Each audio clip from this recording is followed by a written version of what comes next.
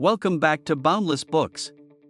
Today, we're diving into Chapter 31 of Harry Potter and the Order of the Phoenix, titled O.W.L.s. This chapter places us in the eye of the storm as fifth-year students, including Harry and his friends, face their O.W.L. ordinary wizarding level exams, an incredibly important academic moment in their magical education. The chapter brilliantly captures the stress, pressure, and chaos of exams at Hogwarts, all while pushing the story into darker territory. The exam week begins. The chapter opens with Hogwarts gripped by nervous energy as students prepare for their O.W.L.s. Harry, Ron, and Hermione are buried in revision, while even the ever-laid-back Fred and George are affected by the looming tests. The ministry-appointed examiners arrive, including the stern but fair Professor Marchbanks, a legend in magical academic circles. The exams are spread over 2 weeks, and they include both written and practical elements. The Great Hall has been transformed into a silent, formal examination venue.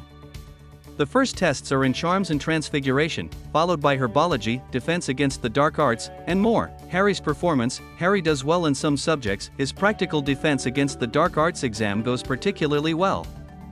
He casts a stunning Patronus under pressure, impressing the examiner.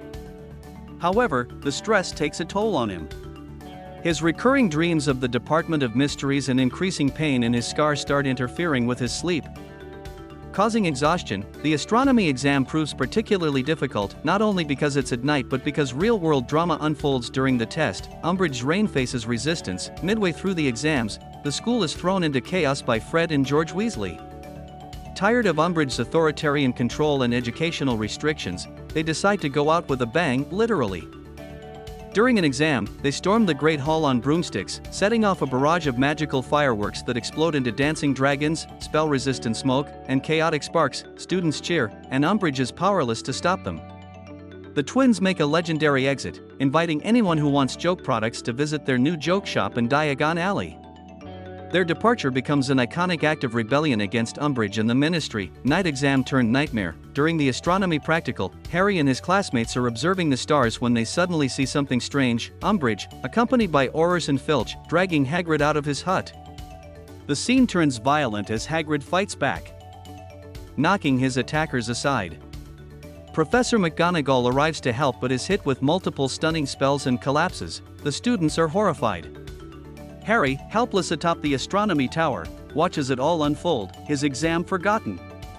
The brutality leaves them shaken, especially seeing McGonagall hurt. The magical fireworks from Fred and George still linger in the air, echoing the chaos. A darker vision. That night, things only worsen for Harry.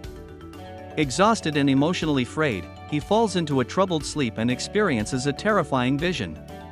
He sees Sirius Black being tortured by Voldemort inside the Department of Mysteries. The pain in Harry's scar is excruciating, making him scream aloud in the dormitory. The dream feels so real, so visceral, that Harry is convinced Sirius is in grave danger. This sets the stage for the next chapter, where this vision becomes the catalyst for a series of decisions that will have long-lasting consequences. Key moments in the chapter include the arrival of ministry examiners and the start of O.W.L. exams. Harry casting a full Patronus in front of an impressed examiner. Fred and George's epic departure from Hogwarts. Umbridge's abuse of power intensifying. The violent removal of Hagrid and the stunning of Professor McGonagall. Harry's intense vision of Sirius being tortured. Book versus movie differences. The movie briefly touches on the O.W.L. exams, mostly through a montage, but it does not show Fred and George's rebellion in its full glory. Their explosive and symbolic exit is far more dramatic and meaningful in the book. The dream about Sirius, too, is much more vivid in the novel, showing the depth of Harry's trauma and mental state. The emotional weight of McGonagall's injury is also left out of the movie adaptation, that wraps up Chapter 31, O.W.L.s. Between the academic stress, rebellion against tyranny, and Harry's terrifying vision, this chapter packs intensity, magic, and momentum. What spell or subject would you ace in your own O.W.L.s?